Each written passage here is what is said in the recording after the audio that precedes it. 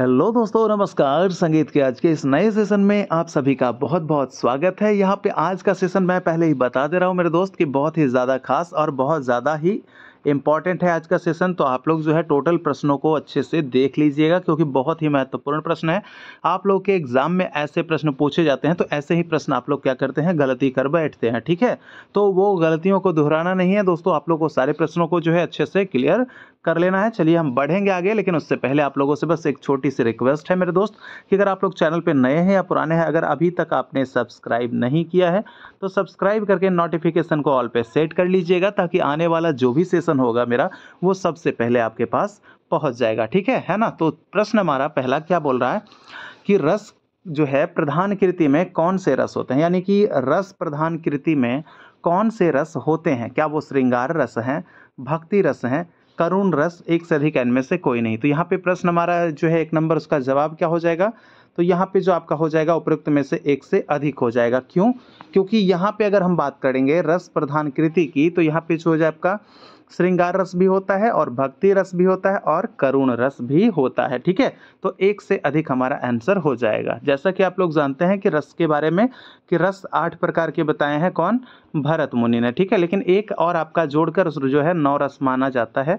लेकिन अगर मुख्य रूप से अगर आपसे पूछे रस कितने हैं भरत मुनि के अनुसार, तो आपको 8 बताना है, ठीक है? चलिए दूसरा नंबर प्रश्न देखेंगे। यहाँ पे प्रश्न क्या है कि रस प्रधान कृति में कितने रस माने गए हैं?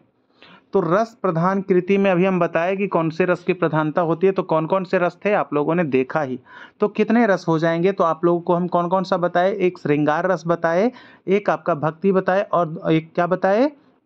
करुण रस बताए। तो इस हिसाब से केवल टोटल सॉरी केवल नहीं, टोटल कितने रस हो गए? ये आपका टोटल 3 रस हो गया। तो आंसर हमें क्या देना है? ऑप्शन नंबर ए देना है, ठीक है? यानी कि रस प्रधान कृति में 3 रस माने गए हैं, ठीक है?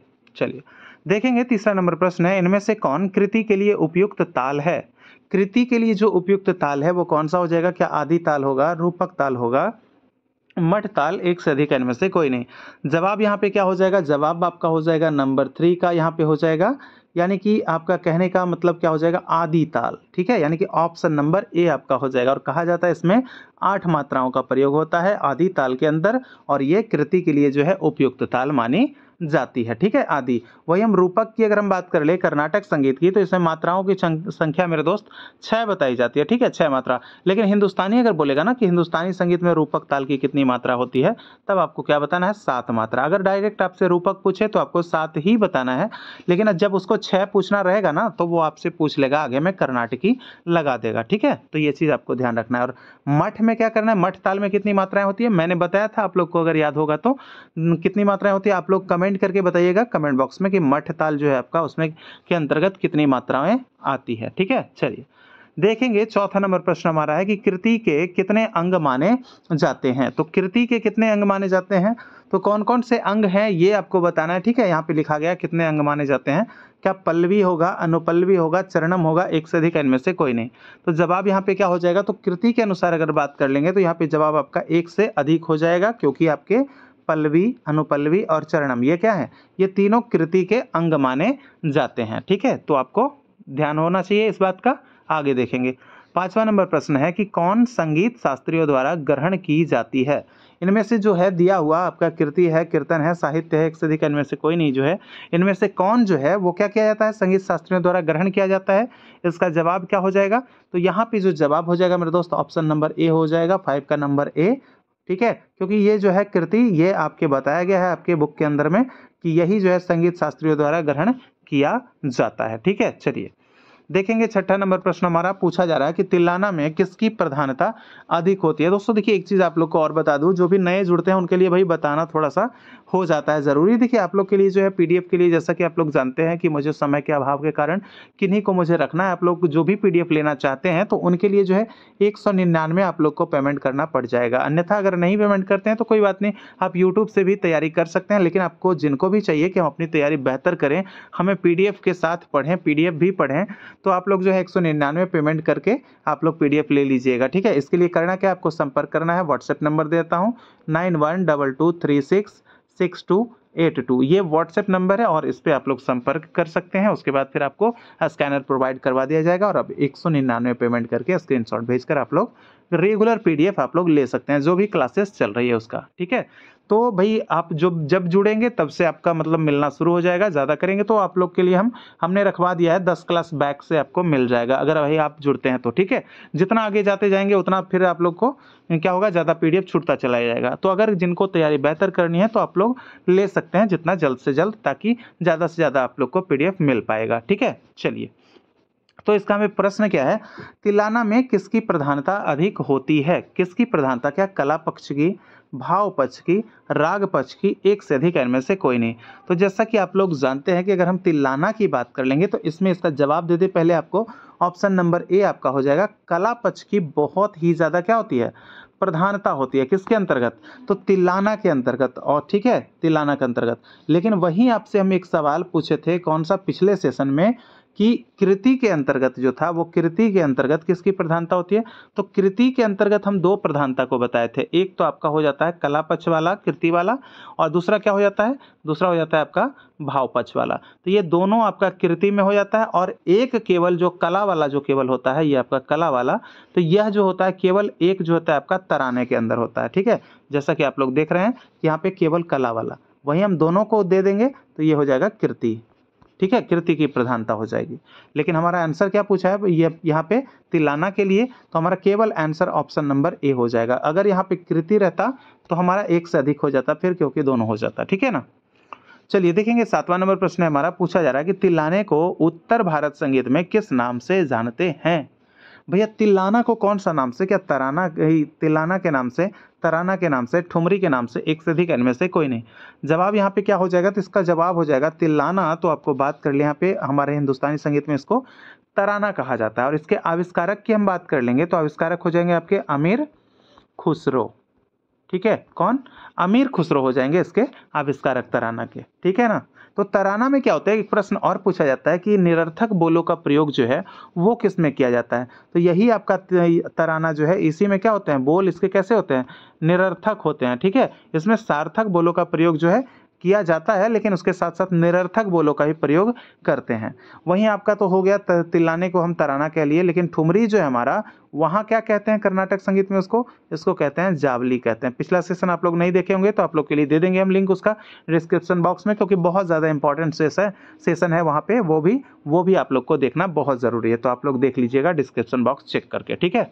चलिए देखेंगे 8वां नंबर प्रश्न है कि तिलाने में इनमें से किसका प्रयोग किया जाता है? क्या साहित्य का, जावली का, मृदंग के बोल का, एक से अधिक, इनमें से कोई नहीं।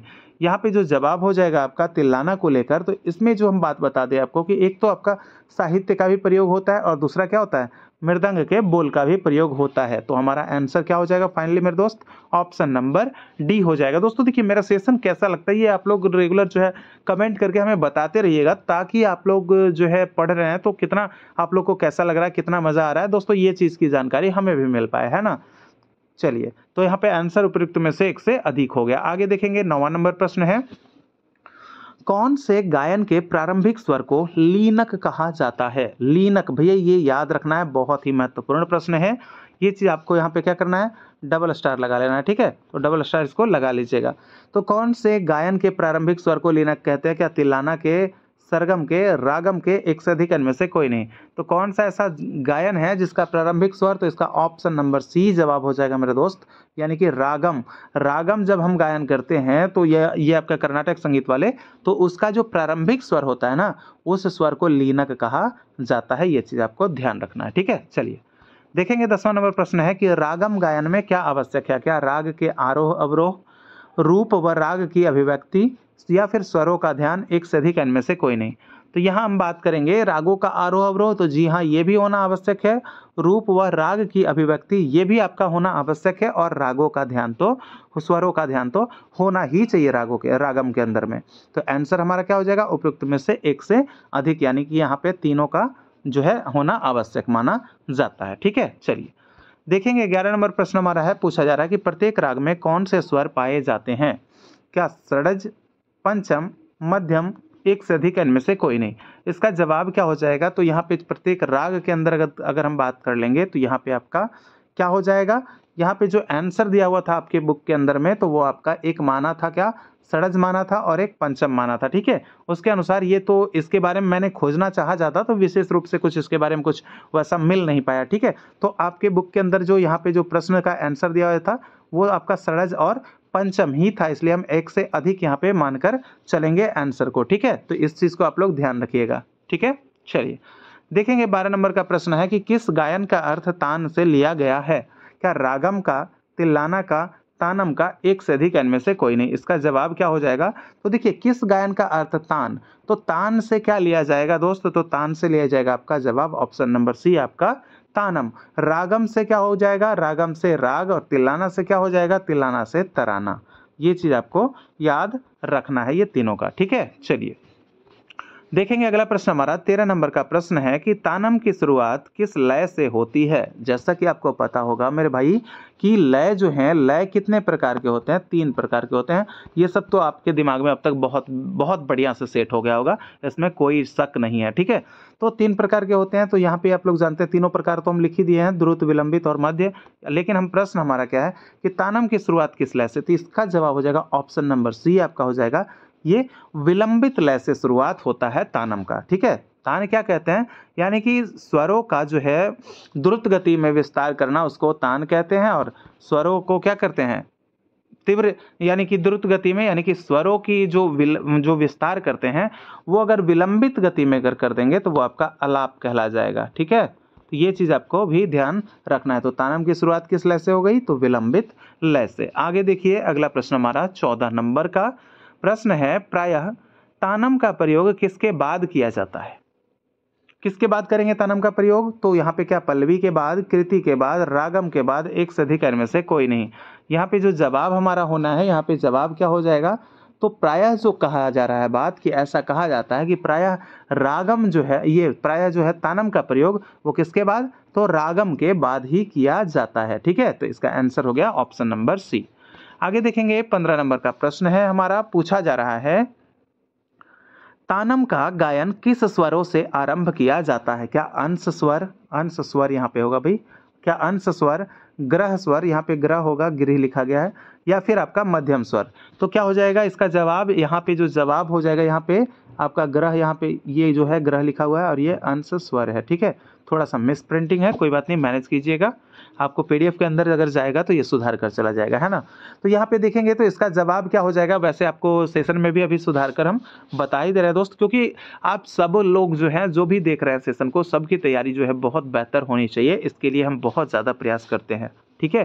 तो आप लोग देख रहे हो, लेकिन ये तो आपके ऊपर डिपेंड करता है कि आप अपनी तैयारी को और कितना बेहतर करेंगे। क्या आपको पीडीएफ चाहिए, तो भाई उसके लिए तो आपको बता ही दिया, लेकिन और भी लोग जो, मैं चाहता हूं कि सभी को एक समान रखूं, और आप कितना इंप्रूव करेंगे ये आपके ऊपर डिपेंड करता है, ठीक है।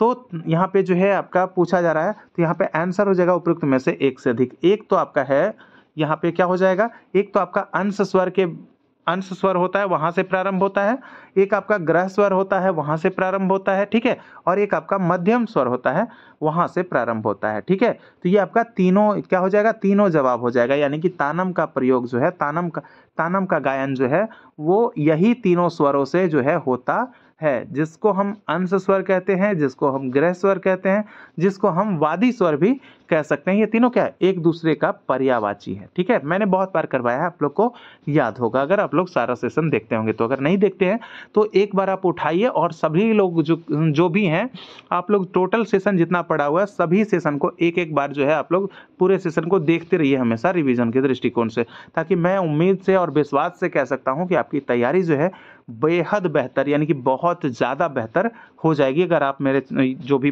सेशन पड़ा हुआ सारे सेशन को अगर एक बार देख लेते हैं, क्योंकि मैंने बहुत ही इंपॉर्टेंट क्वेश्चंस मैंने करवा रखा है, समझे ना मेरे दोस्त। तो इसी कारण मैं आप लोगों से कह रहा हूं, ठीक है। चलिए प्रश्न देखेंगे 16 नंबर का कि पल्लवी गायन का संबंध किस से है, ठीक है, किस से है। क्या पद से है, लय से है, जाति से है, एक से अधिक इनमें से कोई नहीं। तो पल्लवी गायन का जो संबंध माना जाएगा आपका 16 नंबर का प्रश्न है, तो ये आपका हो जाएगा यहाँ भी एक से अधिक, क्योंकि आपका पद से भी माना जाता है और लय से भी माना जाता है। तो पल्लवी गायन का संबंध हो गया। देखिए ऐसे ही प्रश्न आपके एग्जाम में क्या हो जाएंगे, गलत हो जाएंगे। तो इसलिए जो है इसी दृष्टिकोण से देखते हुए हम इन सारे प्रश्नों को हम करवा रहे हैं, ताकि आपका प्रश्न जो है गलत ना हो और ऐसा प्रश्न आए तो छूटे नहीं, ठीक है। क्योंकि कंपटीशन आप लोग को भी पता है कि इस बार जो है थोड़ा सा टफ होने वाला है। तो जिस प्रकार का प्रश्न मैं करवा रहा हूँ, सारे प्रश्न आपके एग्जाम्स के दृष्टिकोण से, एग्जाम्स को देखते हुए ही टोटल प्रश्न करवा रहा हूँ, ठीक है। तो आप लोग जो भी हैं, आप लोग के लिए जो है संगीत का जो भी विद्यार्थी हैं, सारे परीक्षाओं के लिए जो है बहुत ही ज़्यादा और समान रूप से उपयोगी है, ठीक है ना। चलिए देखेंगे अगला प्रश्न हमारा क्या है। 17 नंबर, कौन सा गायन द्विकला चतुष्कला विलंबित में गाई जाती है? विलंबित में गाई जाती है तो क्या जाति गाई जाएगी, पल्लवी गाई जाएगी, कृति गाई जाएगी, एक से अधिक इनमें से कोई नहीं? तो यहाँ पे जो जवाब होगा ना, तो कौन सी गायन जो है द्विकला और चतुष्कला विलंबित, यानी द्विकला चतुष्कला विलंबित गायकी कौन सा है भैया? तो यहाँ पे जो 17 नंबर का प्रश्न है उसका जवाब हो जाएगा आपका ऑप्शन नंबर बी हो जाएगा, ये आपका पल्लवी, ठीक है। पल्लवी जो है आपका द्विकला और चतुष्कला विलंबित में गाई जाती है। इस बात को याद रखना है, गठरी बांधकर इसको भी आप लोग डबल स्टार लगा लीजिएगा, ठीक है। चलिए देखेंगे 18 नंबर प्रश्न है कि पल्लवी के बाद किसका गान किया जाता है? किसको गाते हैं पल्लवी के बाद? क्या अनुपल्लवी को, ख्याल को, चरणम को, एक से अधिक इनमें से कोई नहीं? देखिए ख्याल तो यहाँ पे नहीं होगा क्योंकि ये हमारा उत्तर भारत का है, और ये सब क्या है, पल्लवी, अनुपल्लवी, चरणम, ये सब आपका दक्षिण भारत का है।